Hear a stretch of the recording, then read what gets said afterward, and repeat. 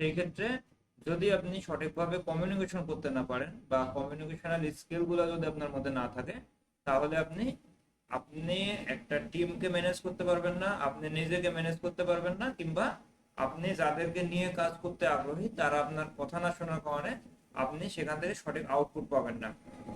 সেজন্য মূলত আমাদেরকে টিম ওয়াইজ কাজ করতে হোক কিংবা আমাদের পার্সোনাল লাইফে গ্রোথ করতে হোক, আমাদের প্রফেশনাল কমিউনিকেশন সম্বন্ধে বা ইফেক্টিভ কমিউনিকেশন সম্বন্ধে ভালো ধারণা রাখতে হবে। এটা আমরা গত ক্লাসে শিখেছিলাম।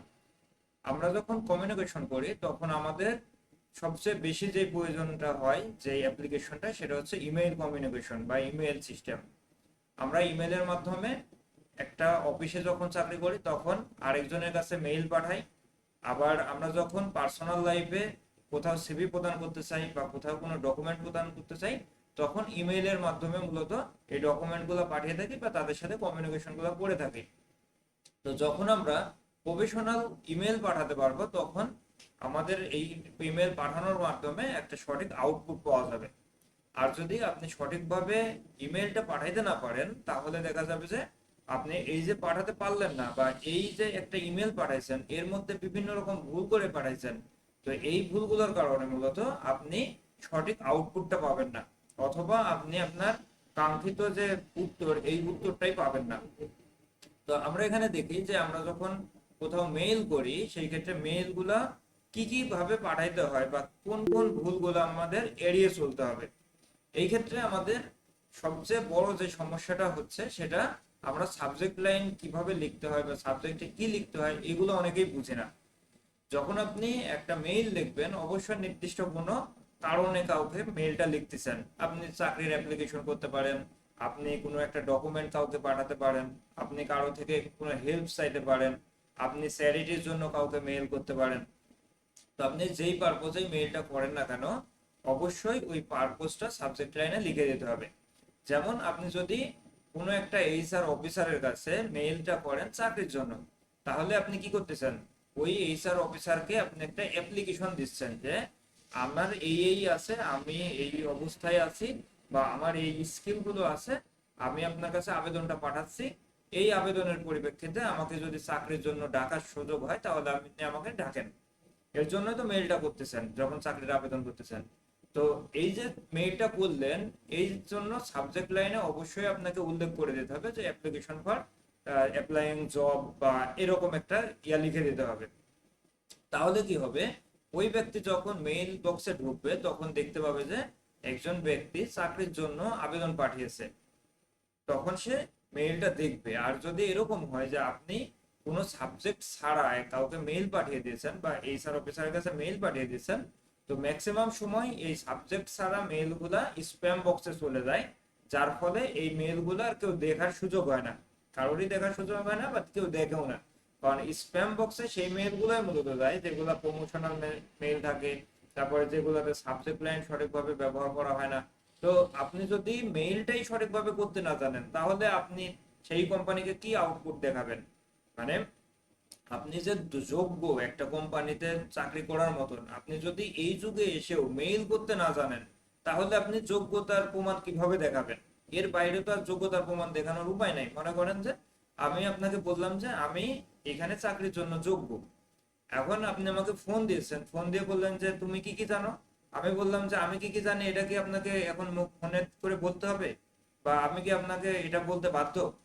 তার মানে কি, আমি প্রথমেই আপনাকে ইমপ্রেস করতে পারলাম না, বা যেটা আমি আপনাকে বুঝাবো যে আমার এই আছে এই জন্য আমি আপনার কাছে চাচ্ছি চাকরিটা, এইটাই বললাম না, তাহলে কি আমাকে কেউ চাকরি দিবে? সেম ভাবে আমি যদি সাবজেক্ট লাইনেই না লিখি, তাহলে মেইলটা যদি তার ইনবক্সে না গিয়ে স্প্যাম বক্সে চলে যায় তাহলে তো সে মেইলটা দেখবেই না। সেই ক্ষেত্রে আপনি শত শত জায়গায় অ্যাপ্লিকেশন করলেও এই মেইলগুলা আপনার যেহেতু দেখা হচ্ছে না আপনার মেইলগুলা, সেই ক্ষেত্রে আপনার ইন্টারভিউ কল আসবে না। সেম ভাবে অন্যান্য পারপোসে যখন মেইল করবেন একই উপায়ে। এরপরে আমরা ফর্মাল গ্রিটিংস ব্যবহার করি না। অনেক সময় এরকম হয় যে আপনি একজনকে মেইল করেছেন, আপনি ডিরেক্ট আপনার যে কারণটা সেটা লিখে পাঠাইছেন, অথচ ফর্মাল গ্রিটিংস দেওয়ার প্রয়োজন। প্রত্যেকটা মেইলের ক্ষেত্রে ফর্মাল গ্রিটিংস ব্যবহার করা উচিত। যেমন আপনি যখন মেইল করতেছেন তখন আপনি ডিয়ার বস, ডিয়ার ম্যানেজার, বা আপনি যখন কাউকে চাকরির জন্য অ্যাপ্লিকেশন পাঠাচ্ছেন তখন অবশ্যই ডিয়ার রেসপেক্টেড কনসার্ন বা ডিয়ার স্যার এভাবে লিখতে হবে। তো এই ক্ষেত্রে আমাদের এখানে আরেকটা সমস্যা হচ্ছে, আমরা যখন কাউকে মেইলটা পাঠাচ্ছি তখন সে ছেলে নাকি মেয়ে এইটা আমাদের অনেক ক্ষেত্রেই জানার সুযোগ হয় না। তো যদি আপনি না জানেন আর সেক্ষেত্রে যদি একজন মেয়েকে আপনি যে স্যার বলে দেন, তাহলে এইটা দেখতে একটু অড দেখা যায় যে আপনি একজন মহিলাকে মেসেজ পাঠাইছেন বা মেইলটা পাঠাইছেন কিন্তু ডিয়ার স্যার লিখে পাঠাইছেন। তো আপনি যখন এইরকম পরিস্থিতিতে মেইল করবেন তখন অবশ্যই তাকে আপনার গ্রিটিংস দিয়েই মেইল করতে হবে, কিন্তু সেই সময় আপনি dear respected concern, dear hiring concern এভাবে মেইলগুলো করতে পারেন, তাহলে সেগুলো একটা প্রফেশনাল মেইল হবে। এরপরে নির্দিষ্ট পারপোজটা আপনি বডিতে লিখে দেন যে আমি কি কারণে মেইলটা করতেছি, আমার মূলত এই কারণ এবং এইটা হচ্ছে আমার উদ্দেশ্য। তাহলে সে মেইলটা পড়ে আপনার এই মেইলের উত্তর দিতে সে আগ্রহ প্রকাশ করবে। আর যদি আপনি সঠিকভাবে না লিখেন বা আপনি একটা সিভি পাঠিয়ে দিয়েছেন, তো সিভিতে লিখেছেন যে সিভি নাম্বার 1, সিভি নাম্বার 2, এরকম একটা সিভি ফোল্ডারের নাম দিয়েছেন বা ফাইলের নাম দিয়েছেন, আর এখানে বডিতে কিছুই লেখেন নাই। তো সেই ক্ষেত্রে আপনি কিসের সিভি পাঠাইছেন? আপনি কি একজন ইঞ্জিনিয়ার, আপনি একজন অপারেটর, না আপনি কোন অবস্থা থেকে মেইলটা পাঠিয়েছেন? এটা অবশ্যই কনফিউশন তৈরি করবে। তো একজন এইচআর অফিসারের বা একজন ম্যানেজারের তো এত সময় নাই যে আপনার এই কনফিউশন মূলক ইমেল দেখতে হবে। আপনি একজনের কাছে চাচ্ছেন তাকে কনফিউশন করার বাদ দিয়ে তাকে আপনি কনফিউজড করে দিচ্ছেন।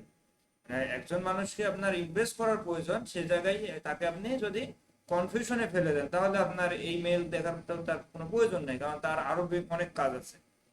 এরপরে আপনি যখন মেল পাঠাচ্ছেন তখন এই মেল গুলার মধ্যে বিভিন্ন ধরনের স্ল্যাং ল্যাঙ্গুয়েজ ইউজ করতেছেন, বিভিন্ন ধরনের ইমোটিক্স ইউজ করতেছেন, সেগুলো মূলত ফেসবুকে আপনি কথা বলার সময় হাসির ইমোজি, কান্নার ইমোজি এগুলা ব্যবহার করেন।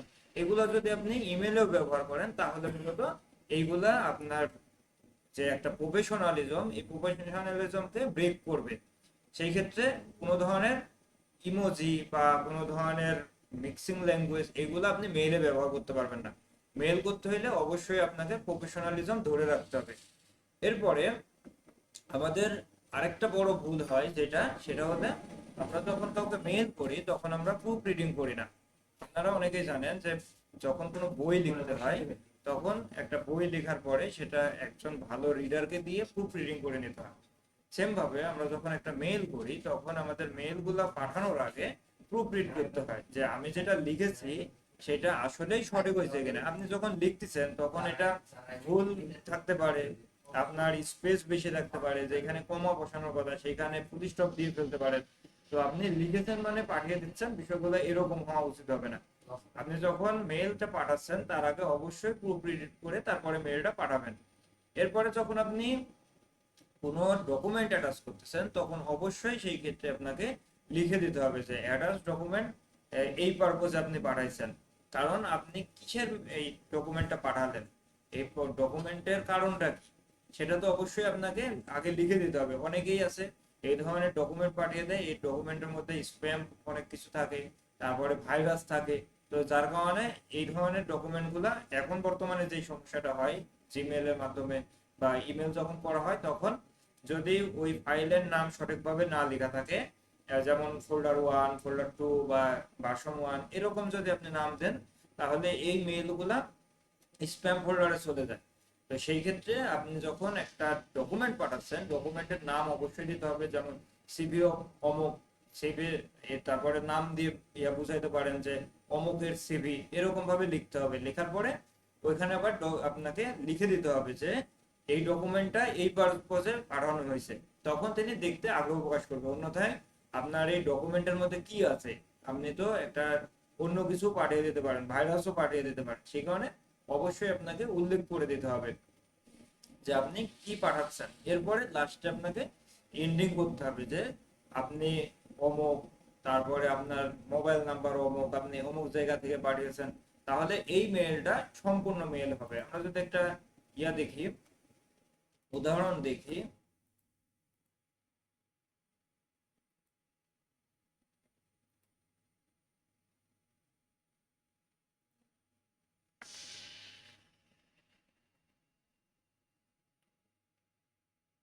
যখন আমরা একটা মেইল পাঠাচ্ছি তখন আমরা মেইলটাকে কিভাবে পাঠাবো, আমরা সাবজেক্ট লাইনে ব্যবহার করব। মনে করেন যে আপনি একটা রিপোর্ট পাঠাবেন, তো রিপোর্টটা হচ্ছে 2 নম্বর বয়লারের। তো আপনি কত তারিখে পাঠাচ্ছেন এই রিপোর্টটা, ধরেন আজকে 1 তারিখ, এই আজকের তারিখে পাঠাবেন। তাহলে এই মেইলটা আপনি কি কি পারপোজে পাঠাচ্ছেন, মেইনটেনেন্স কমপ্লিট করেছেন সেটার পারপোজে আপনি রিপোর্টটা পাঠাচ্ছেন আপনার বসকে। তখন আপনাকে কি করতে হবে, সাবজেক্ট লাইনে লিখতে হবে মেইনটেনেন্স কমপ্লিট রিপোর্ট, কত নম্বর বয়লারে কাজ করেছেন, বা এই রিপোর্টটা কত নম্বর বয়লারে, 2 নম্বর বয়লারে। 2 নম্বর বয়লার উল্লেখ করলেন এবং ডেট দিলেন কত, আজকের তারিখ দিলেন। তাহলে এটা আপনার সাবজেক্ট লাইনটা কমপ্লিট হলো। এরপরে গ্রিটিংসে আসি। যখন আপনি মেইলটা পাঠাচ্ছেন তখন আপনি কাকে পাঠাচ্ছেন, আপনার স্যারকে অথবা আপনার ম্যাডামকে। তাহলে ডিয়ার স্যার দিয়ে আপনি শুরু করলেন। করার পরে বডিতে লিখলেন যে আপনি তাকে ইনফর্ম করতেছেন যে এই মেইলটা পড়া হচ্ছে কারণ আপনি ওই বয়লার অর্থাৎ 2 নম্বর বয়লারে কমপ্লিট করেছেন কি মেইনটেনেন্সের কাজটা, এবং নির্দিষ্ট সময়ের মধ্যে মেইনটেনেন্স করতে পেরেছেন। এবং আপনি একটা ফাইল পাঠিয়েছেন তাকে, ওই ফাইলটার জন্য আমরা যেমন আগের ইয়াতে স্লাইডে বললাম, এই যে এখানে লেখা আছে যে please find attach inspection report file. অর্থাৎ আপনি যে একটা রিপোর্ট তৈরি করেছেন সেই রিপোর্টের জন্য ফাইলটা আপনি তাকে পাঠাইছেন, সেই ক্ষেত্রে আপনি লিখে দিয়েছেন যে আপনি একটা ফাইল অ্যাটাচ করেছেন এবং এটা কোন পারপোজের ফাইল, এটা করলেন। এরপরে ক্লোজিং এ গিয়ে আপনি রিগার্ড দিলেন, আপনার নাম দিলেন।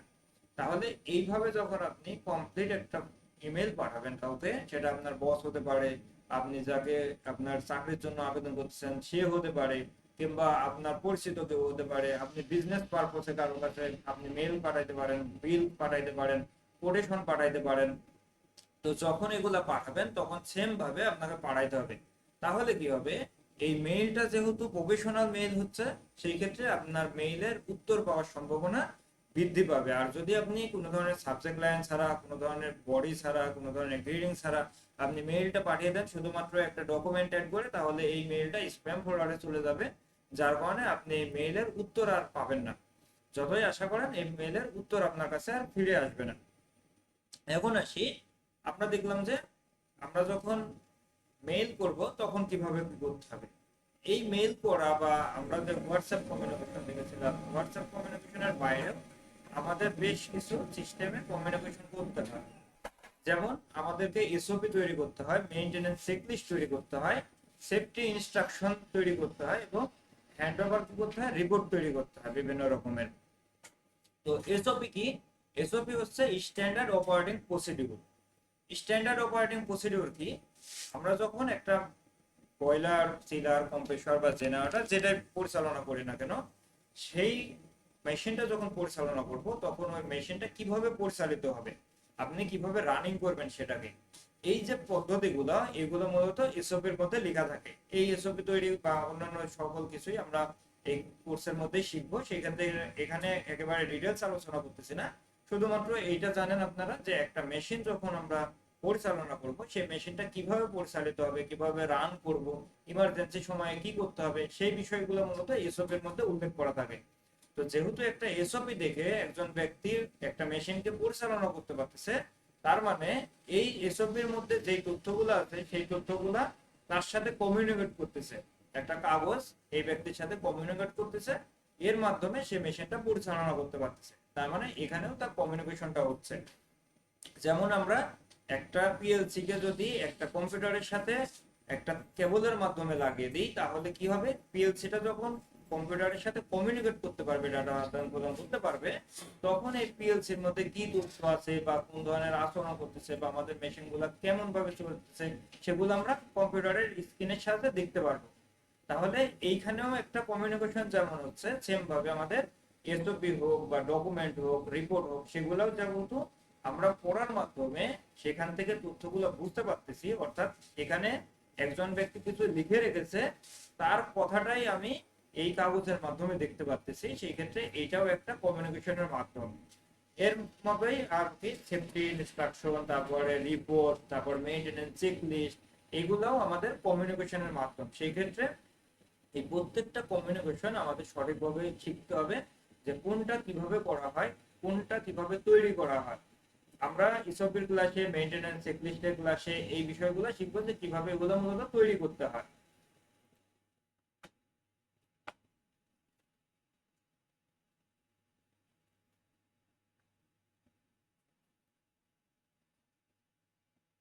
আমরা যখন কমিউনিকেশনে বেটার করব, তখন মূলত আমাদের লাইফের যে পথটা, এই পথটা সহজ হয়ে যাবে।